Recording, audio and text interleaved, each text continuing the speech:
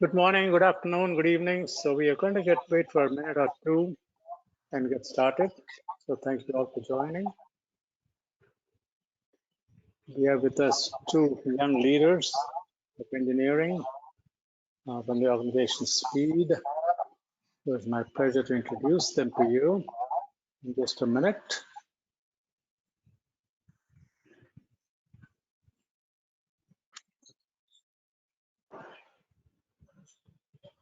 Felipe Gomez Bello is a master's student in environmental engineering and holds degrees as an environmental civil engineer with complementary studies in biodiversity from the Universidad de los Andes. And these areas of expertise include meaningful youth engagement, sustainable development goals, engineering education, and climate change mitigation and adaptation. This gained experience in leadership with multicultural, multidisciplinary teams for the past 5+ years. His mission is to empower students through education while securing safe, inclusive, and diverse spaces to do so. Okay, he's currently holds the position of the president of the Student Platform for Engineering Education Development, Speed, and vice president for Student Affairs of the International Federation of Engineering Education Societies. The other speaker is Maria Laura, president-elect for 2022 at the Student Platform for Engineering Education Development. She currently serves as Speed's vice president of educational content, where she leads diverse activities with students all around the world. Maria Laura is an environmental engineer from Universidad de los Andes, Colombia. She's fascinated with nature, biological systems, and anthropological processes. With all those interests stem from an underlying passion for education.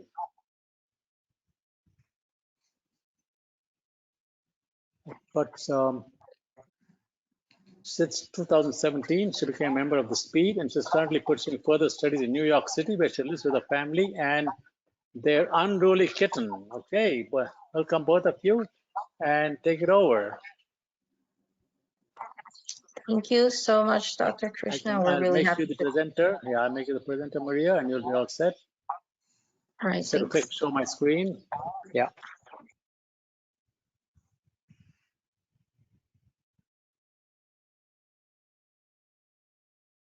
Okay. Did you get the prompt? Did you get the prompt? Yes. Wait a minute. I haven't given it to you yet. Sorry. Oh. Yeah, okay. Here it is. Now I got it. Thank you. There you go. All right. Okay. Now you can see my screen? Yep, perfect. Yep. There you go. Okay. All right then.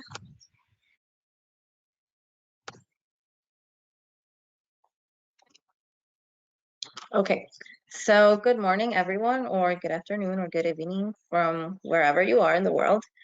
My name is Maria Laura, and jointly with Felipe, we will be talking about a great challenge, which is youth engagement. And we believe it is a multi-stakeholder challenge. So Dr. Krishna already introduced us, but here you have both our emails in case you want, you have any questions, you want to contact us, they're there. So for this talk, we're going to talk about how engineering students and young engineers are often said to be the future of engineering. We are a great asset for engineering in the coming decades, but truly, why not start engaging now? We have the ability, we are capable, and we are eager to participate in engineering education and to help shape the environment around us. The items that we will be discussing are first, students and young engineers' potential to influence engineering education. Then the new aspirations for young engineers that respond to a shift in generational values. And then we're going to talk about what it really means when we say meaningful engagement of youth. We will identify relevant stakeholders in this challenge and how they can help us, how they can collaborate, and how we interact with them. And finally, we will talk about SPEED's work to contribute effective actions. SPEED is the student platform for engineering education development, and we've been working for a long time to address this challenge. So first, let's start with some context, demographics of our young engineering population. According to the NSF, the National Science Foundation in the United States, in 2014, at least 7.5 million students worldwide received their first university degrees in science and engineering fields. So this counts in American English, I suppose. Here they say undergraduate or bachelor level. Now, that was in 2014. Today, there are more than 9 million STEM youth, and that's only counting the ones in the top 7 countries, which are China, India, United States, Russia, Iran, Indonesia, and Japan. So that number is really not measured in full, since we don't have information for a lot of the countries in the world. But 9 million STEM youth is a lot of STEM youth, and the numbers keep growing. According to the NSF, the number of degrees awarded in science and education across all degree levels more than doubled since 2000, only in the United States. And according to the American Society for Engineering Education, in the United States, the enrollment in engineering programs is primarily in undergraduate level. So around 80% of all of those students in engineering and all of the people that have received awards are in a bachelor level. So they're very young. It's the new generations, Generation Z, Gen X, Gen Y, and the remaining 20% is those that are dedicated to master's and doctorate degrees. Now, how is this distributed? Because it's also important to not just look at the numbers, but how this population, is behaving. So mostly, and it's not a surprise, for enrollment and for getting the degrees, it's primarily a male-dominated environment. Around 70%, from 70 to almost 80% of engineering youth is male, and only around 25% is female. You can see in the presentation how it's distributed from bachelor's, master's, and doctoral. And in all levels, the proportion stays more or less the same, which is something to think about when we're talking about this new generations that are so involved with gender equality.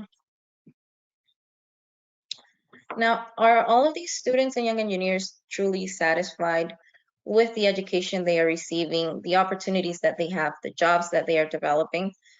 Well, according to the Center for the Advancement of Engineering Education, a lot of students are still uncertain about what it means to be an engineer, even at the end of their career. So by 4th year students, you might ask a senior student, what is an engineer? What does an engineer do? And I, for one, have struggled answering the question.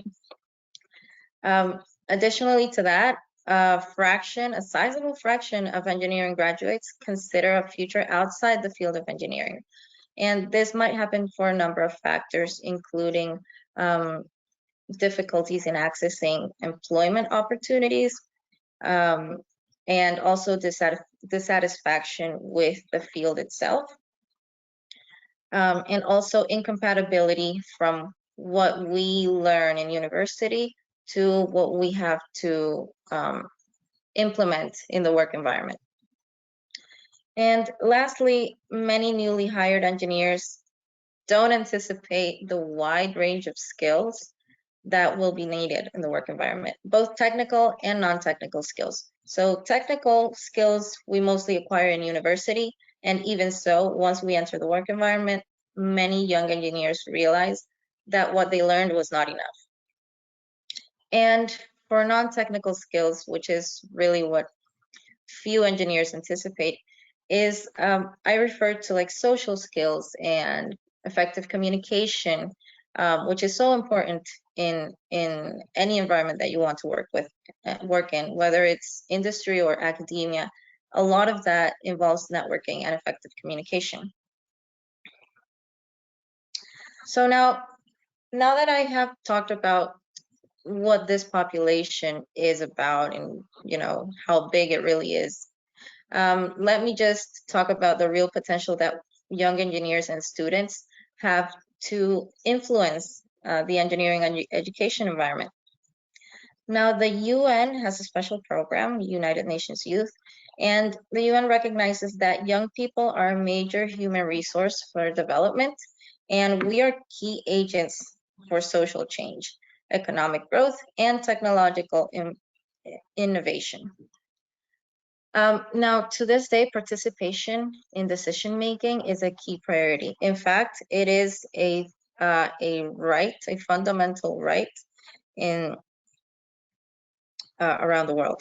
Of course, it's not always implemented, but it's important to know that it's a right that all of us have. This generation of young people, students and young engineers, is the largest generation of young people in history.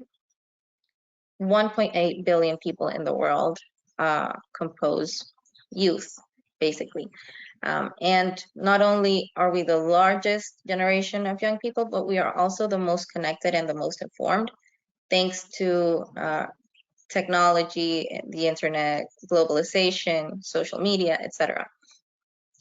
And because of this, we are digitally motivated.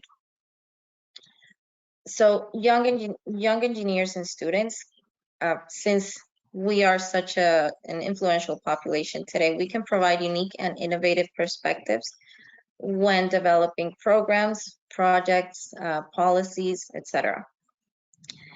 And on top of that, since we are very active on social media and such, there is a multiplier effect that we hadn't seen before in other youth generations in the past. So anything that we receive, we tend to multiply and promote and communicate widely.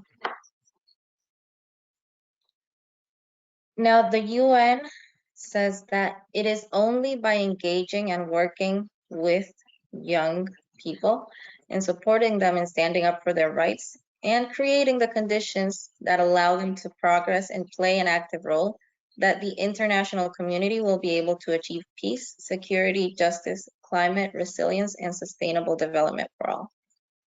I think that sums it up.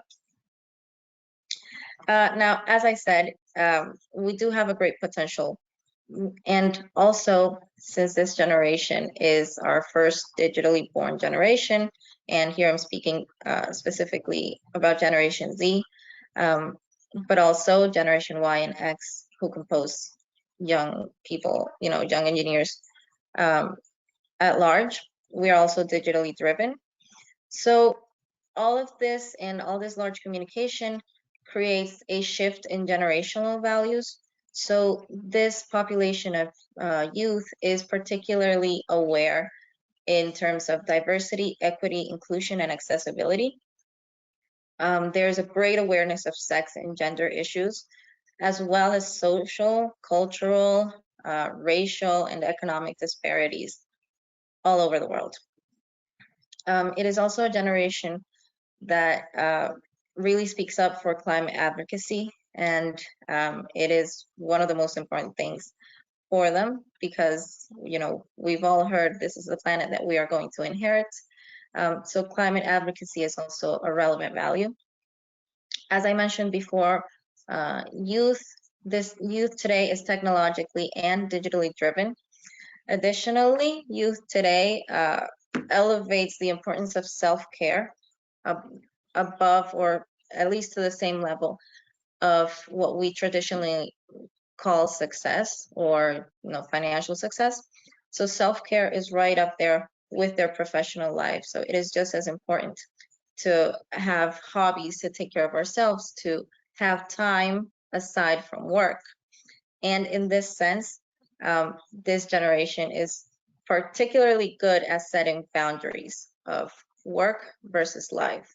So it's not a generation that will tend to work over hours, for nothing. They value their time, their off time very much. Now, this set of values leads to specific needs that the international community has identified. First, we have education, employment, environment, leisure time activities, intergenerational issues, and the full and effective participation of youth in the life of society and decision making. So it is really, really important to strive to achieve this goal. Now, according to the UN, to participate effectively, young people must be given the proper tools, such as information, education about, and access to their civil rights. So it is not only about saying that youth engagement is important, but it is also about providing them with the tools that they need and the access to those opportunities. Now, what exactly do we mean when we talk about meaningful engagement for youth? There's an organization called Youth Power, and their definition is very well-rounded. For them, meaningful youth engagement is an inclusive, intentional, mutually respectful partnership between youth and adults, whereby power is shared, respective contributions are valued, and young people's ideas, perspectives, skills, and strengths are integrated into the design and delivery of programs, strategies, policies, funding mechanisms, and organizations that affect their lives and their communities in countries and globally. So this sort of rounds up what meaningful engagement for youth means at large in any sphere that we want to talk about. Now, particularly in an international partnership between youth and an organization, young people, for it to be meaningful engagement, young people are involved in all parts of a program from the start, from agenda setting and decision making, all the way to implementing a project and further evaluation. But of course, meaningful engagement doesn't happen on its own. It doesn't happen just because young people are eager to engage or participate. There are many stakeholders involved. So first, of course, engineering and STEM students in all levels and young engineers, which we define as engineers younger than 35 years old. And I include STEM students and youth because today when we work together, when engineers work, in the work environment and in academia as well, we don't work only with other engineers. There has to be a multidisciplinary environment. And so we interact with many other STEM students as well as social sciences. But I wanted to include particularly STEM youth. Another stakeholder is academia. It includes professors, deans, curriculum designers, etc., because they are the direct providers of formal education for youth.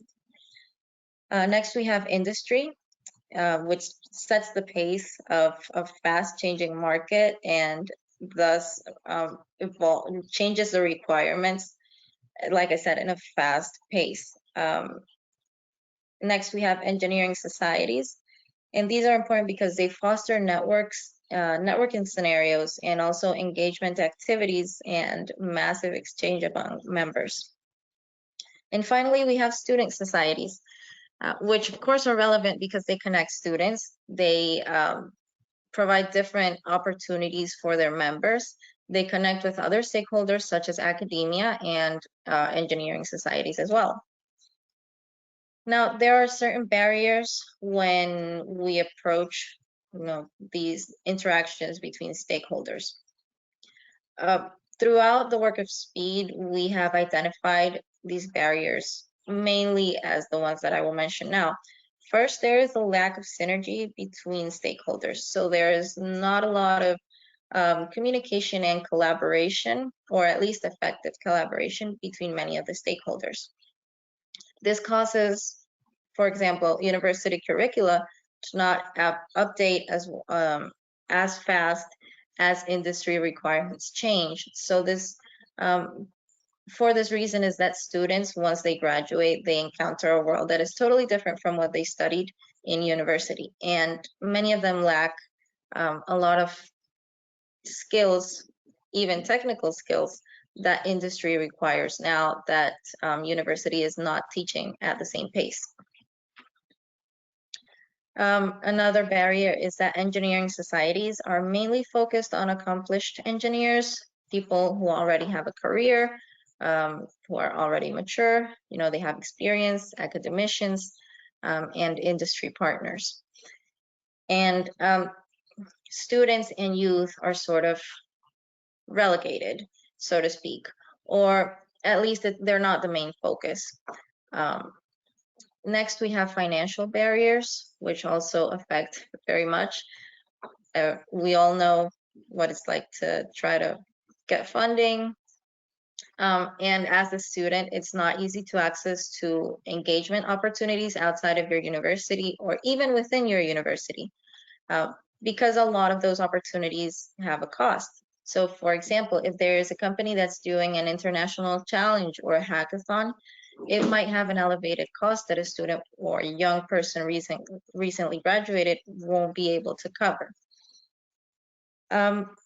Next, we have another barrier that is students in particular often focus on fulfilling academic requirements, and they don't seek out other forms of engagement. As a student, it makes sense because you're very busy, very in your own path, in your own work. But it's also really important to think about alternative educational opportunities and things that will help you, further your own success in the future. Next, we have lack of communication between student organizations at large. So around the world, there are so many student organizations, hundreds of student organizations. The thing is that they don't communicate with each other very effectively. Each organization does its own work, its own events, just for their own members, and they have certain partners. There are partnerships, for example, between the European organizations, some partnerships within the North American organizations, but there's not like a global communication between all the different student organizations. And in particular for the global south, it is less common to see those organizations succeed in that way or really expand internationally, because again, communication is not that effective. And finally, we have administrative barriers in the industry sphere for grassroots youth organizations. So youth organizations are always seeking funding and ways to facilitate the work that they do, but sometimes it is hard to access those opportunities within the industry due to those barriers that the same industry proposes, such as paperwork or the fact that you need to be an established company to access certain grants or projects. So taking all of that in mind into account, how do we achieve meaningful student engagement? Some effective actions that we have identified and that the international community has validated in recent years are first, specific projects. So particular initiatives created to involve youth. And this gives a chance to young people to really bring their skills and their how can I say this, their perspective forward in activities that are specifically aimed for them. So to keep them engaged, to be interesting for young people, not just relevant for accomplished engineers. Second effective action is, for example, having a youth committee for input and consultation. As I mentioned before, students and young people can provide insight and advice and opinions on policy issues or program development. So it's very effective to have a youth committee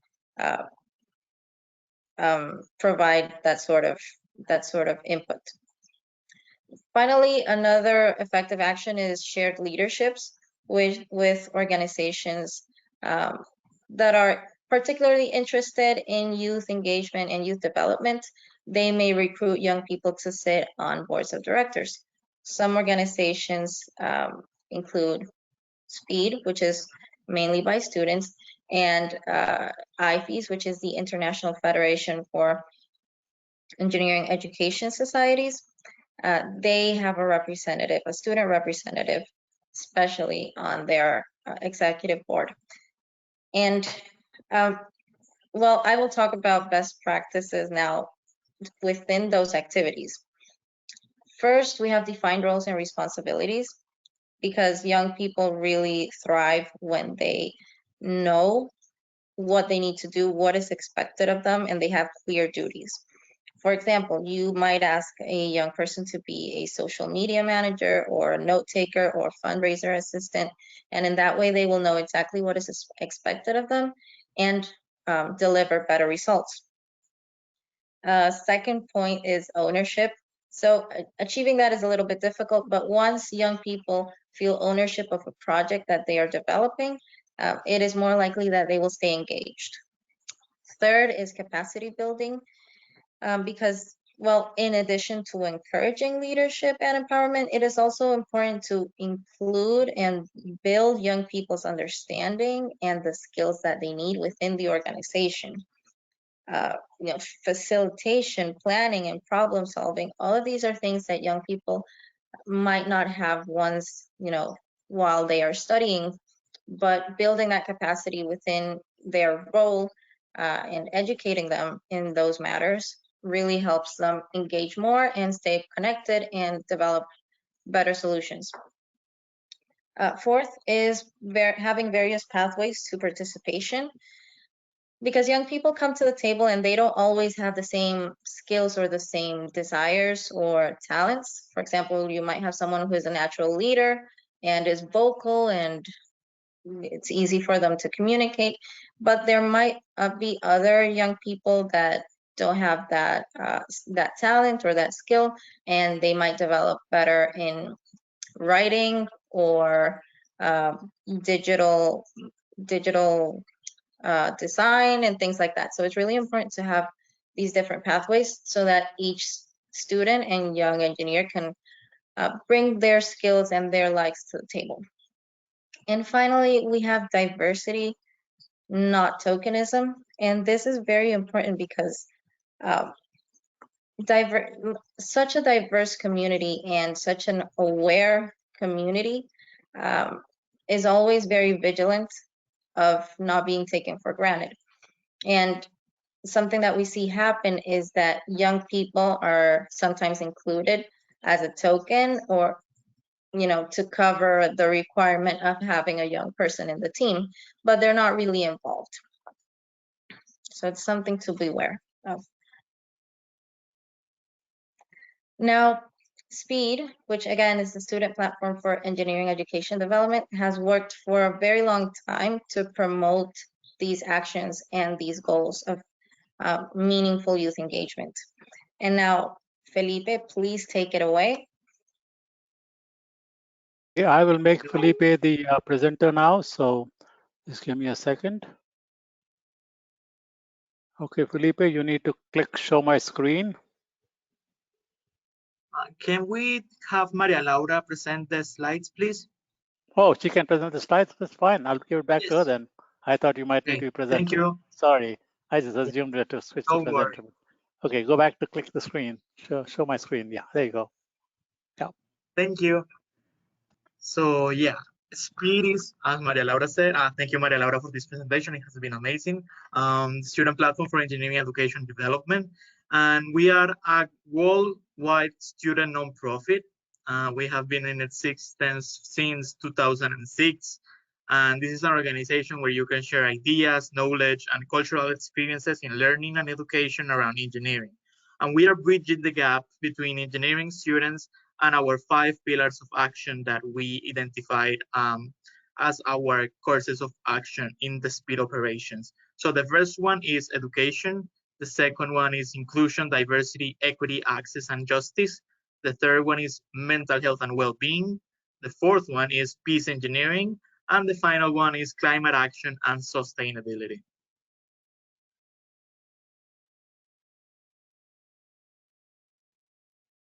This has become an independent platform which are helping organize dialogue between students, academia, civil society, and industry. And this change is promoting cooperative work and experiences towards a common goal, which is enhancing the effect of engineering on society and the environment, and the participation of students in the decision-making scenarios. Our purpose is to advance engineering education by providing this platform for global communication about engineering education among students, as well as between students and other stakeholders. We work towards building a support network for students and empowering those interested in engineering education to act locally and globally to improve their own educational environments. By facilitating student action in this manner, SPEED provides a necessary perspective to engineering education policymakers to promote an engineering education system that is productive, inclusive, and forward-thinking.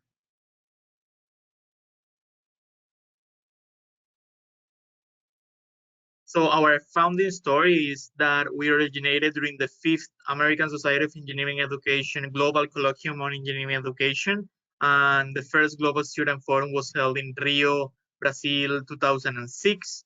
The group consisted of highly resourceful and motivated students who joined the organization in the second GSF, which was in Istanbul. Most of our founding members are now currently great academicians in their own universities doing a lot of research. And that's one of the most inspiring opportunities of joining SPEED, is that our founding members are doing great, and you can see yourself in those spaces in the coming years because they are really inspiring us. So the main outcomes of the first GSF, so there was a demonstration that, could you go to the picture? Yeah, thank you. The demonstration that indeed the students can do and contribute significantly to engineering education policy shaping, which we are also seeing now in SPEED 2022. So it's great that we are keeping the same outcomes identified. Also, the student involvement in all-year planning of global student programs for IFES and GCE in that year in 2007. And yeah, we help in the planning committees in those years for the activities surrounding IFES history. So now the next one. So as you know, our main event, our yearly event, it's the Global Student Forum. We have been holding those since 2006. We have traveled the world, spreading the word of the youth.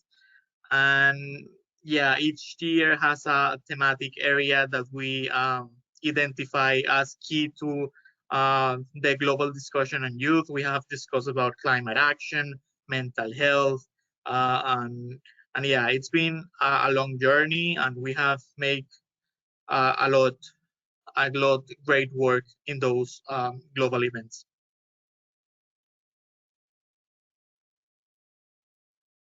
So thanks to those events, we have had that SPEED has managed to empower and impact the lives of more than 15,000 engineering students.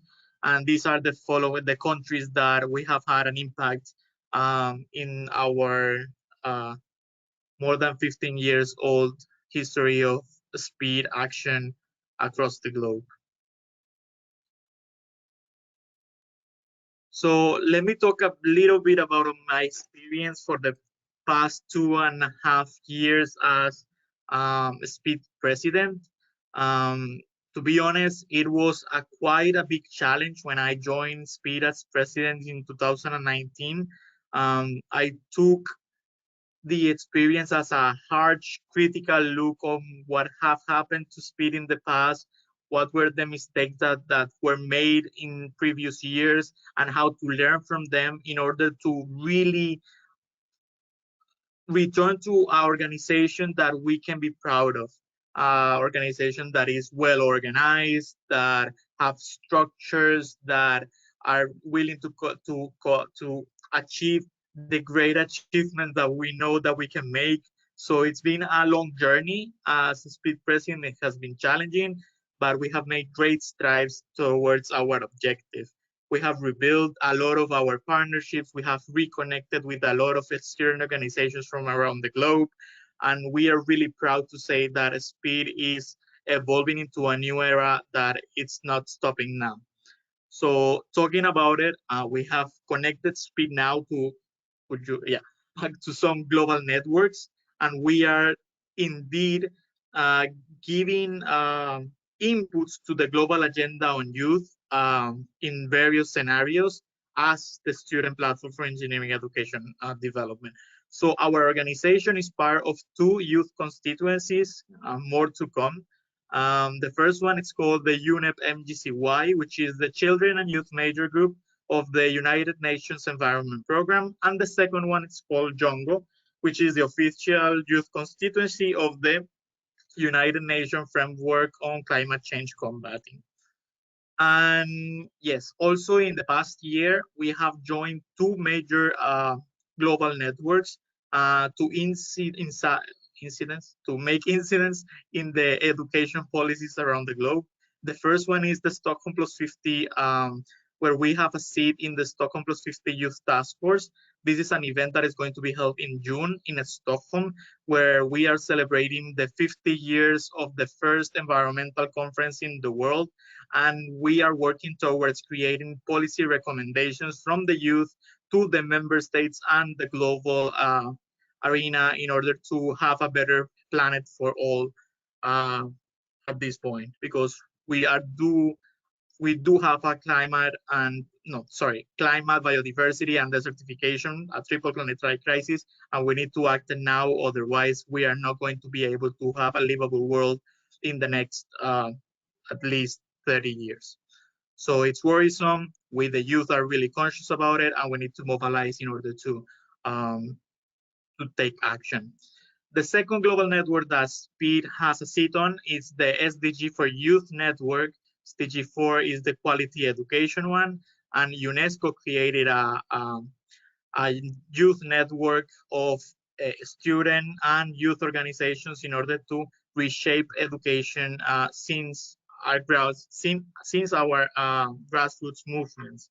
So we are more than 100 organizations in the education space, and we are doing a lot of work towards creating policy demands that UNESCO is going to be moving forward from our agenda in the quality education space.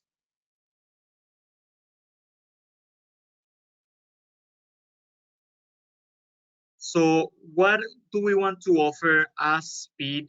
What have we identified in these past 2.5 years of the presidency?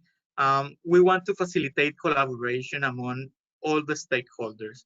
And to do so, we are slowly but continuously working on creating a flat structure for engineering education societies, and also individuals that are interested in creating a global network of partnerships.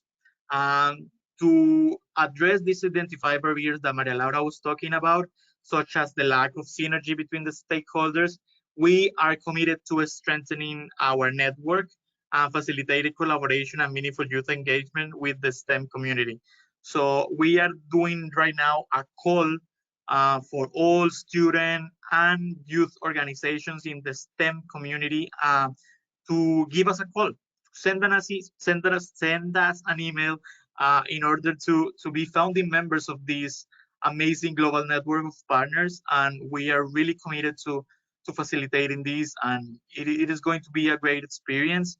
So if you know a leader, a student leader from around the globe, connect them with us, and we are going to be making sure that we are mobilizing towards a great objective, which is meaningful youth engagement in the engineering education community. And if I can add something to what Felipe just said, thanks, Felipe, for that inspiring call to action.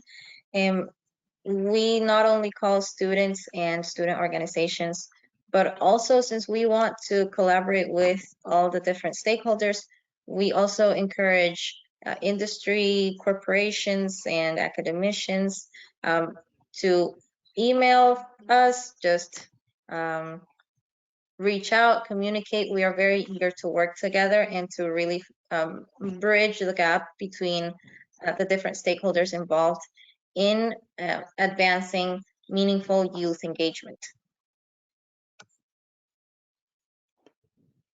Thank you very much for that, Marilau. And last but not least, could you move to the next slide? This is the amazing team behind Speed. It's not just Maria Laura and me. We are a global, diverse, ethnically diverse, sexually diverse, gender balanced, an amazing team of youth across the globe. And we are truly engaged in changing the world. And yeah, it is an objective, and we are really a strong team working almost every day have something to do with speed work. So it is amazing what we are doing, and we just wanted to acknowledge that there is a huge team behind Maria Laura and myself, and it's amazing to have them, and we really appreciate you guys. I know you are seeing us. Okay, very good. Wonderful presentations by Maria Laura and Felipe. Thank you so much. So let the audience come up with comments, questions. I would appreciate that.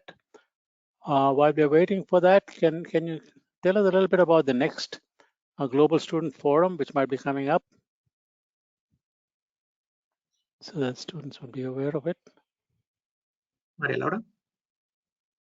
The next Global Student Forum?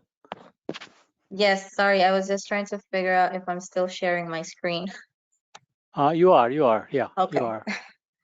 Now you're not. Oh, okay. Yeah, yes, now you are. See, technology is hard for me. I'm an engineer, but it's a struggle. That's okay. You're doing well, you're doing really good.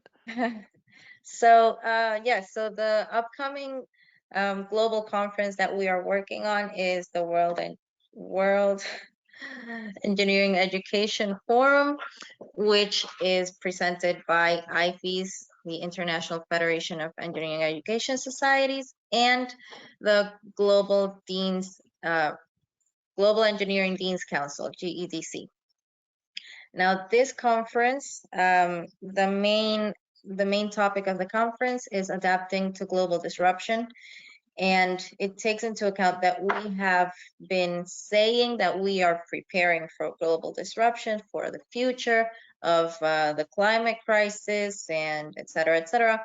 But the truth is that today we are in the midst of this disruption. And in part, it's because of the recent pandemic that has accelerated our move towards this rapid shift in the conditions that we normally know. So because of that, we believe that this is a key topic. And now SPEED in particular is collaborating with other organizations such as ASEE, and we have reached out to organizations like Engineers Without Borders and different organizations around the world to collaborate and provide meaningful student engagement in this conference. IFES is really making strides in advancing the goals and overcoming the barriers that we mentioned. And we have a long-standing relationship with them, so it's a very productive collaboration. And we hope that this year's student activities will be woven into the general conference so that students can really engage and take advantage of all that happens in an international conference of this magnitude. It is the largest gathering of academicians, industry, and corporate partners in the world. So it's really a great opportunity for young engineers to participate in. If you're interested in working with us, send us an email and we are open to your participation. Just so you know, some key topics for the youth activities include climate change, diversity, equity, inclusion, and accessibility. A third topic is adaptability. And the fourth one is capacity building. So it's all in line with the barriers that us in the international community has identified. And we are hoping that it's for it to be a very enriching opportunity for both the student and young community, as well as the rest of the stakeholders involved. Okay, good. Looking for more comments, questions here. Are you involved with any global projects with other countries, other student organizations, particularly with relation to climate change? Yes, we are. Thank you, Maria Laura. Yes, we are engaged with a lot of student organizations around the globe. Particularly, I can mention in the US, we have a standing proposition of a partnership with NASEC, which is the National Association of Engineering Education, Engineering Student Councils. We have conversations with the American Society of Engineering Education. We have conversations with, like, say, the Latin American and Caribbean education, engineering education institutions. We have collaborations with a coffee in Colombia, in Argentina with the Confedi, in Brazil with Abenji, and now we are truly connecting in the climate action agenda. And I did just 2 days ago, I believe, I don't know how much time. Okay, see, 2 days ago, a speech to the UN General Assembly on behalf of the Stockholm Plus 50 Youth Task Force, and it was all about meaningful youth engagement and how we, the 58 students from the Youth Task Force, are working towards providing recommendations to the United Nations for meaningful youth engagement in the global arena. So yeah, it is great work that we are doing, and we are really glad that SPEED has a seat on that table and that we are able to represent the engineering education community as well, because we are the only engineers in that seat. So it's an amazing opportunity indeed. Very, very good, excellent. Another question. This has to do with a lot of places have hackathons and competitions.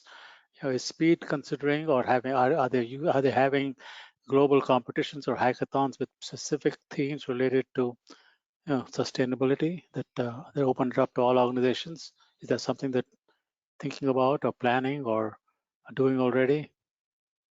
So along the years, we have in our events, the Global Student Forum, and also in the WEEF conference, we have developed some student challenges and hackathons. And most of those, at least for the last 5 years, have been closely related to sustainability issues. Not only climate change, but addressing the SDGs, the Sustainable Development Goals, holistically, and really looking at it as something that is integrated and not individual. And so we've done some work on that. And for this year, we plan on doing some smaller challenges, short hackathons, because in the past we've done large events with like for a whole week and such. But it's a lot of work for young engineers and for students, especially during the academic year. So we're planning to develop some smaller activities within those topics so that students can participate as well. Okay, what kind of support can you expect from IFES and GEDC and other organizations to help you? What kind of support can you expect, or are you getting from IFES and GEDC and other organizations like that? Felipe, do you want to take this one? Yeah, so one of the most amazing things of being in the IFES Executive Committee as the VP of Student Affairs, it's being able to connect with all of the fellow executive committee members, and they always are really open to talk to us in order to offer their possibility of engaging with the youth. In particular, to what we need, we also need finance. We need some funds in order to create some meaningful action. We would like to travel students to have them in the seat on the place. We do want to have students in South Africa in the World Engineering Education Forum. So it is important to have a good structure for achieving in-person participation of students, particularly from the Global South, which are mostly affected of the economic barriers that we often face in engaging. More than finance, we also need advice. If you would like to comment on this, if you would like to have open discussions with the Student Platform for Engineering Education, we are always open to hear you and try to find solutions together. That's the main idea that I want to leave here, that we are open to conversations and we would like to find collaborative solutions among all of the stakeholders. Maria Laura, would you like to add? Well, I just wanted to say that, yeah, sure. In the past, we've received a lot of support from people and organizations within IFES. Partner organizations such as Siemens, Dassault Systems, Quanser, they have supported SPEED throughout the years, and they have provided some sponsorship, financial sponsorship for students and for the work that we do.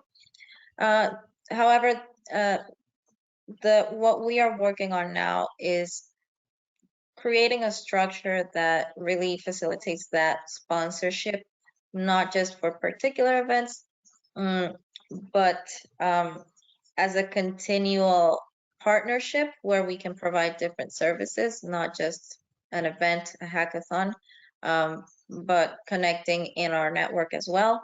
And in that way, it'll be an exchange of interests between two organizations.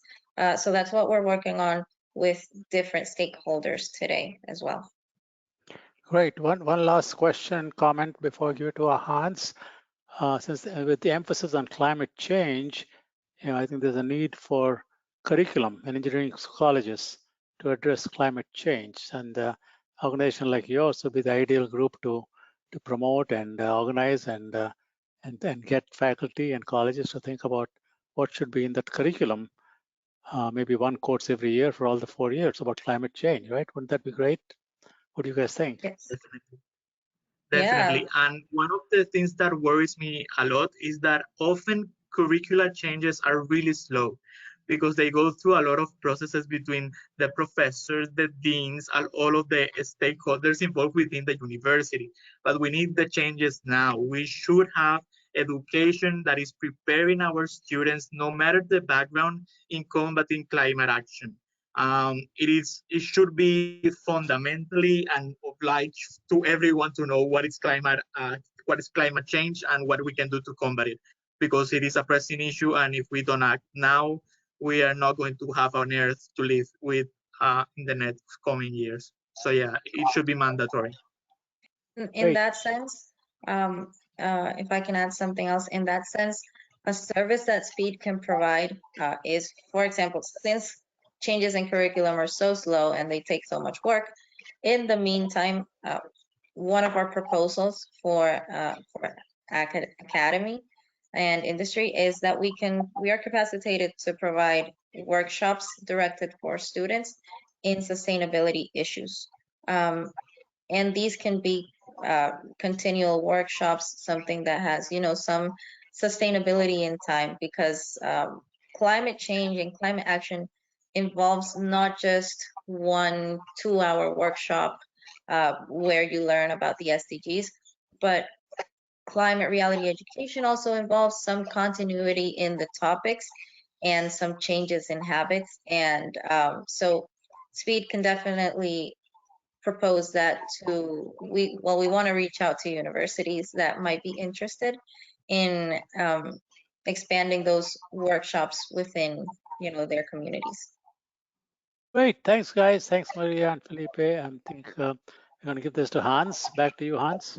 Yes, thank you very much, Krishna, and thank you, Maria Laura and Felipe, for your very thoughtful presentation. I was just thinking, I think I'd like many more people in our global community to be able to receive this recording, So our team in the IFES GDC Secretariat is going to work very actively to facilitate, to share this presentation that both of you have just given, Maria Laura and Felipe. I really, really value it. Just a lot of our comments. Obviously, I want to be respectful of time, is that I was very, very proud of the SPEED community, and of course, under the presidency now of Felipe and Maria Laura, the incoming leader of the SPEED, is the presentation you gave at the United Nations. And again, we're sharing that, and we're very proud. And as you know, I've been, you know, since the beginning of that we formed SPEED some years ago, and the different processes, and to see the kind of creative leadership and engagement now within also the board executive committee structure, you know, of IFES is very important. But also in the Global Engineering Deans Council, we are planning already a space related this year before Cape Town, but also next year. I'm already in discussion with leadership in China for students also to engage. We've had some incredible thoughtful engagement of student leaders, and particularly one GDC industry forum that we had in Romania. This was before the COVID crisis per se. Just wanted to share that with you. Just the other thing. Go ahead. Go ahead. Who is it? No, I don't think anybody was trying Okay. to speak. Yeah, okay. The other thing I just wanted to mention is that the engagement and thoughtfulness of Felipe, Maria, and other student leaders in preparing for our forthcoming Cape Town conference in November is fundamental. So the whole new, although SPEED has been engaged, I think we have a whole new creative ways for them to engage. And I know many of our corporate colleagues are really looking forward to that. And I don't want to get into the details of that, but I think it's going to be very exciting. I'm in discussions with several universities, and you mentioned how to link students of the South with students of the North, per se. It was a fundamental thing. And of course, there are financial issues and challenges related to that. And I'm working currently with several universities in this country that want to bring students for her to be able to come from New York or from California to spend time in Cape Town. But we also want students from Africa, particularly since we will be in Africa, South Africa, but neighboring countries. But there are challenges, which are often, as you know, financial challenges. And certainly we have the technology to do things online. So there's a lot of exciting things going on. Fortunately, little by little, things are changing. There are more meetings in which we're meeting face to face. You've mentioned ASCE. We'll be there. I'll be hosting a dinner, a reception, and all that in the Minneapolis. And if some of you are there in June, please join us. I'm working closely with the leadership of our European friends, EGIP, in Vienna. Hope to meet this September. You know, you've mentioned Abenji, working closely with Abenji in Brazil to bring people. People want to come together. It's nice to see each other online, but it's much, much better to share and get to know each other, not only intellectually, but personally. And we all committed on that. And you know, that's the challenge that we have. I don't want to forget and just mention to those particularly and not related to events. I'm very proud, as you know, of the work that leaders and women leaders, engineering leaders in India and Africa. We've published volumes of Rising to the Top. Now working with women leaders in the MENA Arab world region, Southeast Asia, to publish our next 2 editions this year. And I'm in discussions. We will continue to have our webinar series, bringing together these women leaders in our webinar series, which is part of, as you know, of what we've been trying to do. And we're very, very excited of the engagement. So on behalf of all of us, and thank you, Krishna, for facilitating this conversation. Thank you. Maria, Laura, and Felipe, thanks. It was a pleasure. We will share your awesome presentation widely over the next few days. Peace be with you. Okay, thank you. Everybody, Thank be you. happy, be safe, be healthy. Take care. Bye. Thank you, everyone. Bye-bye. Bye. Bye-bye.